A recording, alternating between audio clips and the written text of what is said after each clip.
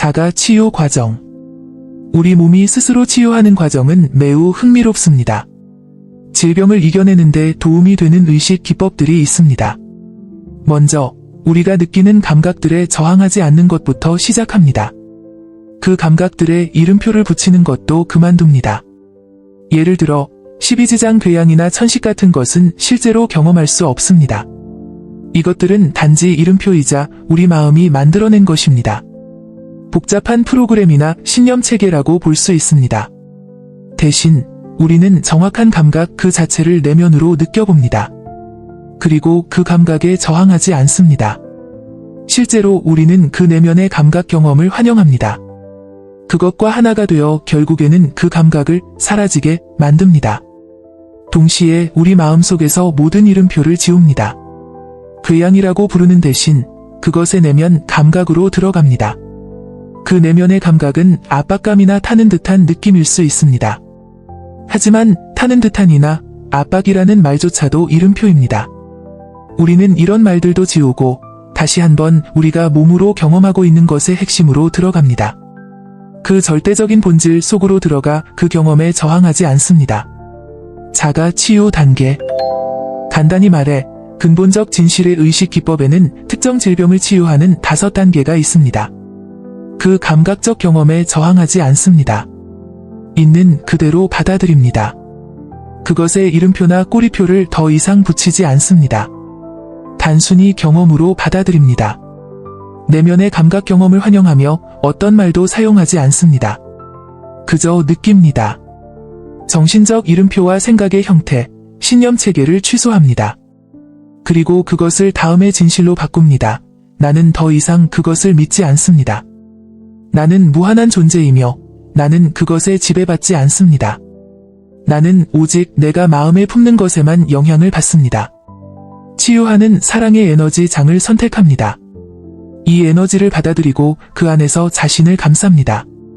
이 과정을 통해 우리는 몸과 마음의 자연스러운 치유력을 끌어올릴 수 있습니다. 자가 치유는 우리 모두가 가진 놀라운 능력입니다. 무조건적 사랑의 에너지 장에 자신을 두면 깊은 차원에서 자연스럽게 치유가 일어납니다. 사랑하는 사람이 되기로 선택하면 뇌에서 엔도르핀이 나옵니다. 이는 몸의 건강과 행복에 큰 영향을 줍니다. 종교적이거나 영적인 믿음에 맞추면 전반적인 두려움 수준이 낮아질 수 있습니다. 영적 에너지는 뇌의 처리 과정을 더 부드럽게 만듭니다. 스트레스 호르몬 대신 엔도르핀과 세로토닌 같은 좋은 물질이 나오게 됩니다. 하지만 영적으로 맞춘다고 해서 모든 감정적 어려움이나 카르마에서 완전히 벗어나는 건 아닙니다. 예를 들어 우울증은 많은 사람들에게 생화학적으로 영향을 줍니다. 적어도 성인 3명 중 1명은 살면서 한 번쯤 심각한 우울증을 겪게 됩니다. 우울증은 가벼운 후회일 수도 있고 사랑하는 사람을 잃은 슬픔이나 경제적 어려움, 이혼 같은 심각한 형태일 수도 있습니다. 우울증에는 뇌의 중요한 변화가 동반됩니다. 노르에피네프린이나 세로토닌 같은 중요한 신경전달 물질의 양이 줄어듭니다. 우울증 성향에는 유전적 요인과 카르마적 요인이 포함되며 이는 종종 가족력으로 나타납니다. 임상적으로 우울증은 보통 전문가의 도움이 필요합니다. 심각한 우울증은 적절한 조건에서 치료할 수 있지만 정신과 의사나 다른 전문가의 도움이 꼭 필요합니다. 희망을 잃고 살고 싶은 마음이 없어지는 우울증은 외롭고 고립된 사람들, 노인들, 그리고 심한 스트레스로 지친 사람들에게 자주 일어납니다. 실직, 이혼, 사랑하는 사람의 죽음, 슬픔 등이 이런 경우에 포함됩니다. 자살은 청소년 사망의 주요 원인입니다. 모든 것은 육체적, 정신적, 영적인 면을 가지고 있습니다. 육체적 차원에서는 단순히 설탕을 피하는 것만으로도 우울증이 나아지는 사람들이 있습니다. 많은 사람들이 항우울제에 잘 반응합니다. 우울증 상태에서는 뇌의 특정 부분에서 중요한 신경전달 물질이 부족해집니다. 그래서 항우울제를 사용하면 이런 증상을 개선할 수 있습니다. 주에 깊게 관리한다면 특히 아이들과 청소년들에게 대부분의 경우 항우울제 치료는 안전합니다. 항우울제는 사람을 가장 낮은 상태에서 끌어올려 더 높은 수준으로 올려줍니다. 그러면 그들은 정신치료나 영적 상담에 반응할 수 있게 됩니다. 정신약물의 위험은 자살 위험과 비교해 봐야 합니다. 특히 무기력한 우울증이 초조한 우울증으로 바뀔 때 더 주의해야 합니다. 이때는 자살할 만한 에너지가 생기기 때문입니다. 행복은 부정적인 것을 놓아주고 사랑이 그 자리를 채우도록 하는 자발성에서 옵니다. 약해지지 않는다면 의식의 본질은 사랑입니다. 우리는 어린아이의 순수함에서 사랑이 인간 본성의 핵심이라는 걸 볼 수 있습니다. 아이는 아직 두려움이나 의심, 한계에 대해 배우지 않은 것 같습니다. 자세히 들여다보면 우리가 마음에 품은 것이 현실에 나타나기 시작하는 걸 볼 수 있습니다. 중립적인 생각조차 큰 결과를 낳을 수 있습니다. 예를 들어 하와이에 가고 싶어라는 생각은 곧바로 그 여행을 위한 돈과 앞으로 6개월 동안의 계획에 영향을 줍니다. 우리가 마음에 품은 것은 현실이 될 가능성이 높습니다. 자가치유에서 가장 어려운 점 중 하나는 이 사실을 기꺼이 받아들이려는 마음입니다. 우리 안에는 병의 희생자가 되고 싶어 하고 관심받기를 좋아하며 마음의 힘을 믿지 않으려 하고 병에 대해 책임지고 싶어 하지 않는 부분이 있습니다. 하지만 정말로 치유되고 싶다면 부정적인 생각을 그대로 두어서는 안 됩니다. 나는 당뇨병이 있어라고 계속 말하는 건 좋지 않습니다. 이런 믿음은 너무 강해서 단지 나는 당뇨병이 있어라고 믿는 것만으로도 그 병에 더 집착하게 만들기에 충분합니다. 대신 우리는 그 생각을 없애고 이렇게 말해야 합니다. 나는 한때 그렇게 생각했던 사람입니다. 하지만 나는 오직 내가 마음에 품는 것에 영향을 받습니다. 나는 무한한 존재이며 당뇨병에 지배받지 않습니다. 이렇게 진실을 말하면서 우리는 어떤 특정 질병의 증상에서 벗어나 온전함의 경계인 200을 넘어섭니다. 자신을 향한 연민도 중요합니다. 우리의 전체 경험에 대해 우리는 어떤 태도를 가지고 있나요? 우리가 용서하고 연민을 가지기로 결심하면 생명을 비난하거나 잘못된 것으로 만드는 대신 생명을 지지하고 돌보는 사람이 되기로 결심하면 우리는 아픈 상태에 대해 스스로를 공격하는 것을 그만둡니다. 영적인 공부나 형이상학 공부에 빠진 사람들 중에는 자신에게 육체적 질병이 있다고 해서 스스로를 잘못된 것으로 여겨 문제를 더 악화시키는 경우가 있습니다. 물리적 차원에서 일어나고 있는 것이 무엇이든 그것을 받아들이려는 마음, 우리의 주의를 끌고 있는 것이 무엇인지 보기 위해 우리 자신의 의식 속을 들여다보려는 마음, 우리 삶에서 무슨 일이 일어나든 그것이 치유를 위한 것임을 보려는 마음을 갖는 것이 도움이 됩니다. 우리가 육체적 질병을 가진 영적 구도자임을 부끄러워하는 대신 우리는 감사하며 말할 수 있습니다. 아하, 뭔가가 치유되기 위해 올라오고 있구나. 우리는 이것을 발전의 신호로 여길 수 있고 우리에게 치유할 기회가 있다는 데에 기뻐할 수 있습니다. 역설적이게도 빠르고 큰 영적 성장이 이런 것들을 불러올 수 있습니다. 즉, 카르마입니다.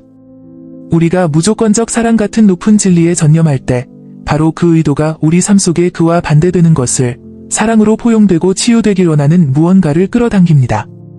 우리가 이야기했듯이 사랑에 전념하는 것은 그와 반대되는 것을 불러옵니다. 역사상 위대한 신비주의자들 대부분이 많은 육체적 질병에 대해 기록했습니다. 병은 단지 우리 의식이 주목해야 할 무언가를, 우리가 죄책감이나 두려움 또는 다른 부정적인 감정을 느끼는 무언가를 알려주는 신호일 뿐입니다. 우리가 가지고 있는 놓아주고 없애야 할 믿음이 있습니다. 용서해야 할 것이 있고 사랑받아야 할 우리 내면에 무언가가 있습니다.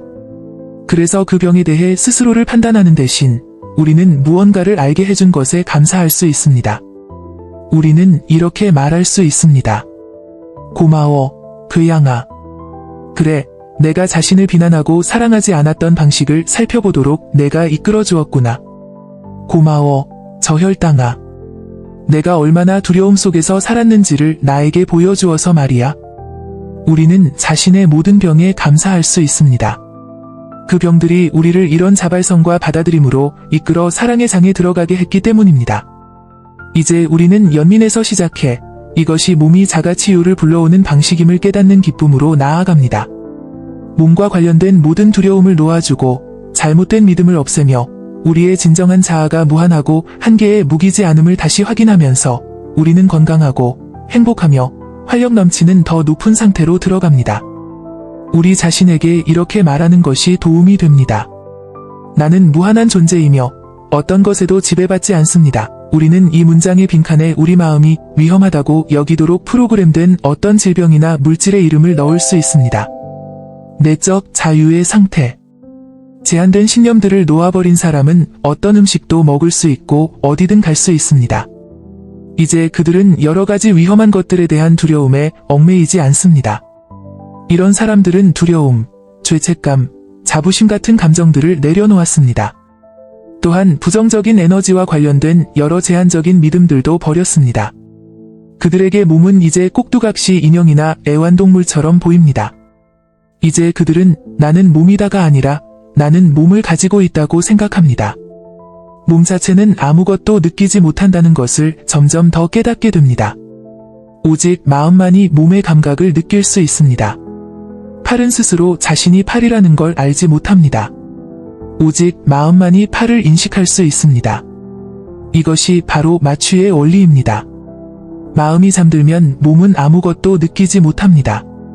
사실 몸은 어떤 감각도 가지고 있지 않다는 것을 점차 알게 됩니다. 오직 마음만이 감각을 느낄 수 있습니다. 이것은 매우 중요한 깨달음입니다. 이제 우리는 몸에 얽매이지 않고 몸을 지키는 데에만 집중하지 않게 됩니다. 우리는 사람들이 실제로는 우리 몸이 아니라 우리의 내면에 반응한다는 것을 깨닫기 시작합니다. 그들은 우리의 태도와 에너지, 지식 수준에 반응하고 있습니다. 우리는 외모에 대한 집착을 버리게 됩니다. 모든 사람과 사물이 실제로는 우리의 의식 수준과 의도, 그리고 그들에 대한 우리의 느낌에 반응한다는 것을 알게 되기 때문입니다. 우리는 마더 테레사나 달라이라마, 간디 같은 성인들의 매력을 기억합니다. 그들이 사랑받는 이유는 외모가 아니라 그들이 발산하는 사랑과 평화의 빛 때문입니다. 우리의 관심이 겉모습에서 의식으로 옮겨가면 빠른 변화가 일어납니다. 우리는 내면의 건강에 집중하기 시작합니다. 부정적인 감정과 태도를 계속 버리면 그와 관련된 죄책감도 사라집니다. 죄책감에서 벗어난 의식은 질병에 걸리기 쉽지 않습니다. 무의식 속의 죄책감은 처벌과 질병을 필요로 합니다. 이는 마음이 스스로를 벌하는 가장 흔한 방법입니다. 이러한 자기처벌은 사고나 감기, 독감, 관절염 등 다양한 형태로 나타날 수 있습니다. 이런 질병들은 TV와 언론의 관심으로 인해 유행병이 되기도 합니다. 유명인이 어떤 심각한 병에 걸렸다고 알려지면 그 병에 걸리는 사람들이 갑자기 늘어나고 그 병이 더 많이 퍼지게 됩니다. 무의식이 그 병을 이용해 자신을 벌하는 것입니다. 내면의 죄책감을 계속 버리면 스스로를 벌할 일도 줄어듭니다.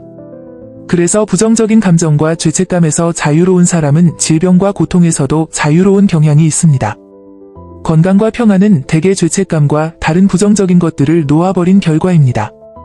또한 건강과 평안을 경험하는 것에 대한 우리의 저항을 버린 결과이기도 합니다. 어떤 알려지지 않은 이유로 질병이 계속되는 드문 경우도 있습니다. 하지만 계속해서 마음을 내려놓으면 내면에서 치유가 일어납니다. 그래서 몸이 아파 보이고 다른 사람들이 보기에 불쌍해 보일 수 있지만 그 사람은 평화롭고 다른 사람들에게 좋은 영향을 줍니다. 이런 사람들은 자기 연민과 죄책감, 자신의 상황에 대한 저항을 완전히 놓아버렸습니다. 자신의 병을 행복의 장애물로 보지 않고 다른 사람들을 축복하는 수단으로 여깁니다. 고인이 된 교황 요한 바오로 2세가 이런 경우에 좋은 예입니다. 그는 자신의 파킨슨병을 다른 사람들의 고통을 함께 나누는 영적인 기회로 여겼습니다. 이렇게 계속 내려놓는 과정은 사람을 의식의 가장 높은 단계로 이끕니다. 처음에는 나는 몸이다라고 생각합니다. 하지만 점차 나는 몸이 아니라 몸을 경험하는 마음이다라는 것을 깨닫게 됩니다. 더 많은 감정과 생각, 믿음들을 내려놓으면서 결국에는 이런 깨달음을 얻게 됩니다. 나는 마음도 아니다. 나는 마음과 감정, 몸을 지켜보고 경험하는 그것이다. 나는 의식 그 자체이다. 우리는 내면을 관찰하면서 외부 세계나 몸, 감정, 마음에 무슨 일이 일어나도 변하지 않는 무언가를 발견합니다. 이런 깨달음과 함께 완전한 자유를 얻게 됩니다. 진정한 자아를 발견한 것입니다. 모든 움직임과 활동, 소리, 감정, 생각의 바탕에 있는 의식의 고요함이 시간을 초월한 평화의 차원이라는 것을 알게 됩니다. 이것과 하나가 되면 더 이상 세상이나 몸, 마음에 쉽게 흔들리지 않습니다. 이와 함께 내면의 고요함과 깊은 평화를 느끼게 됩니다.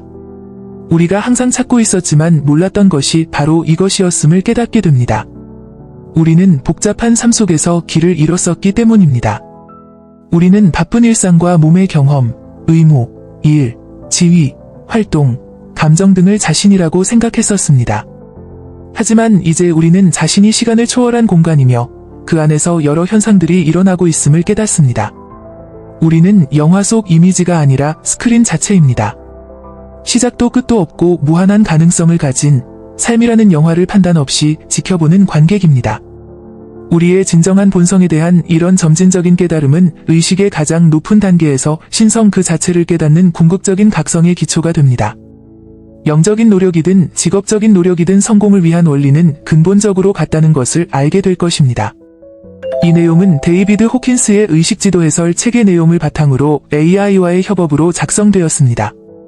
공감되었다면 좋아요 버튼을 눌러주시고 댓글을 남겨주시면 큰 힘이 됩니다. 인생의 큰 질문들에 대한 깊이 있는 내용과 힐링을 위한 가이드 명상을 원하시면 불현듯빛 유튜브 채널을 구독해주세요.